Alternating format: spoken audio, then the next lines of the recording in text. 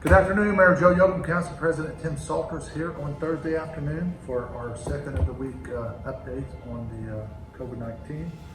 As of today, the state site shows we have 311 cases. That's 8 new cases since yesterday.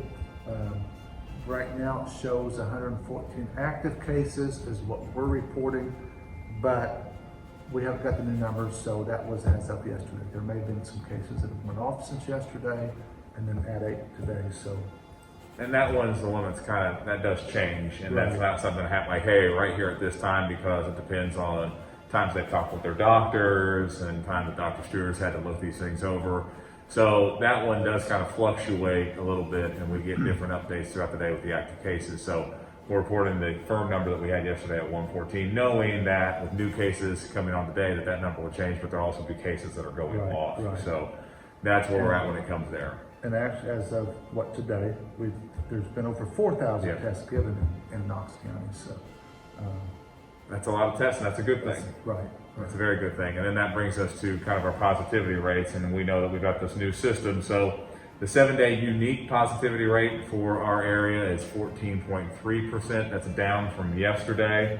That's a good thing. It's a trend we want to see continue. I think it's down over the last 2 days, so that's very good. Now remember, unique positivity rate is, let's say I go in and get tested numerous times. They're not going to count, test person. It will be just the test that person gets, and it just is associated with me and not another unique individual. Our 7-day total positivity rate is 8.9%, and that's down quite a bit, almost 2 to 3% from where it was. So we're starting to see a trend line go in that direction. I know that people kind of get shocked when we had a big jump the other day, and we had obviously a jump of 8 today. But when you look at those and you see the positivity rates, those are trending in the direction. Now they're not going down fast, but they're going in the direction that we want to see them. So we do want to see that trend continue, and that's really simple, following our protocols. Right. And then again, yesterday the governor spoke. Yeah. We're staying in 4.5, which basically goes back, it's the same as July 4th. Yeah, I mean, so the way that I've explained it's pretty simple. It's a lot of the same stuff that we've already been doing. So when you think 4.5, that was extended for another 30 days. So September 25th, that's when they're going to relook at this again and decide what we need to do to move forward and see where the numbers are at. Statewide, the numbers are starting to look better. We start to see the trend lines go in the direction that we want to see them go. And the key thing to remember here, that means the mask mandate will continue for the next 30 days. The restrictions or on like your capacity size on bars, restaurants, retailers, those remain the same that they have been since July 4th.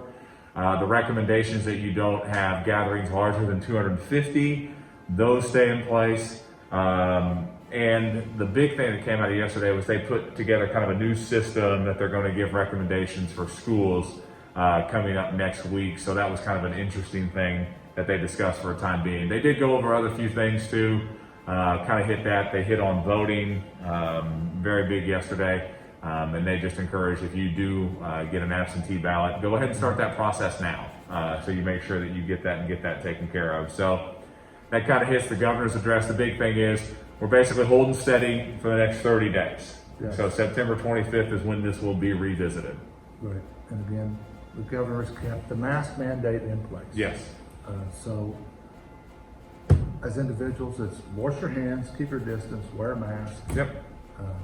Keep doing the same thing, and hopefully we'll keep seeing our numbers kind of drop, and Yep. we'll be in a better position. And the key thing too, and they hit it again yesterday, is even when you're in positions where you feel safe, don't put your guard down.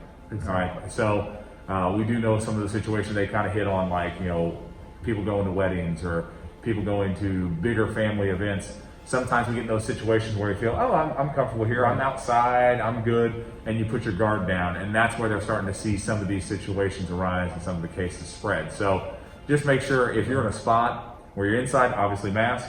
If you are outside and you're in a situation where you're close and you can't socially distance, mask. Right. And we'll be able to keep doing this and keep moving forward. And that's where we want to get. We want to get to a point where we're looking at this in the rearview mirror. Absolutely. So I With think that, that's about it. I think it's time for now all of your lines for the end. Exactly. Keep your distance if you can't wear a mask, but more importantly, if you're in the inside anywhere, wear a mask in a commercial building. Yes.